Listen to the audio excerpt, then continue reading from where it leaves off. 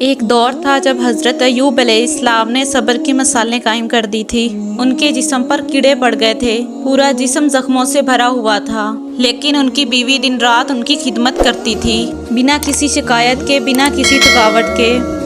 ایک دن آپ علیہ السلام کی بیوی گاؤں گئی، امید تھی کہ کوئی کام مل جائے گا، لیکن وہ مایوس ہوئی۔ پورے گاؤں میں بھٹکنے کے بعد بھی انہیں کوئی کام نہ ملا۔ تھکی ہاری لیکن اپنے بیمار شوہر کی فکر میں ڈوبی ہوئی، وہ ایک عورت کے پاس گئی اور گڑ گڑا کر بولی، اگر آپ مجھے کچھ پیسے ادھار دے دیں تو میں اپنے بیمار شوہر کے لیے کھانا اور دوا خرید سکوں، کل صبح تک لوٹا دوں گی۔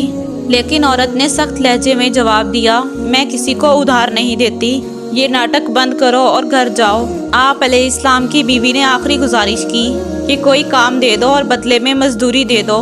عورت نے آپ علیہ السلام کی بیوی کو غور سے دیکھا اور کہا، تمہارے بال بہت خوبصورت ہیں اور تمہارے بال مجھے بہت پسند ہیں، اگر تم اپنے آدھے بال مجھے کاٹ کر دے دو تو میں بدلے میں تمہیں پیسے دوں گی۔ آپ علیہ السلام کی بیوی نے گہری سانس لی اور اپنے آدھے بال کاٹ کر دے دیے۔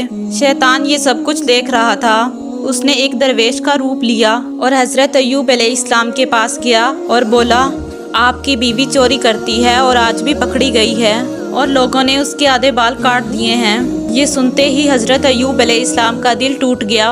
انہوں نے سوچ لیا کہ اب وہ اس کھانے کو ہاتھ نہیں لگائیں گے جو آپ علیہ السلام کی بیوی لائیں گی، اور غصے میں کہا، اگر میں تندرست ہو گیا تو اسے 100 کوڑے ماروں گا۔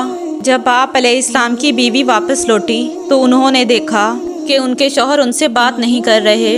انہوں نے کھانا آگے بڑھایا، لیکن حضرت ایوب علیہ السلام نے کھانا ٹھکرا دیا۔ آپ علیہ السلام کی بیوی ان کے پیروں میں گر پڑی اور بولی کہ کیا آپ میرا قصور بتا دیں گے؟ حضرت ایوب علیہ السلام نے وہ سب بتایا جو شیطان نے کہا تھا۔ ان کی سچی دعا پر آسمان کانپ اٹھا۔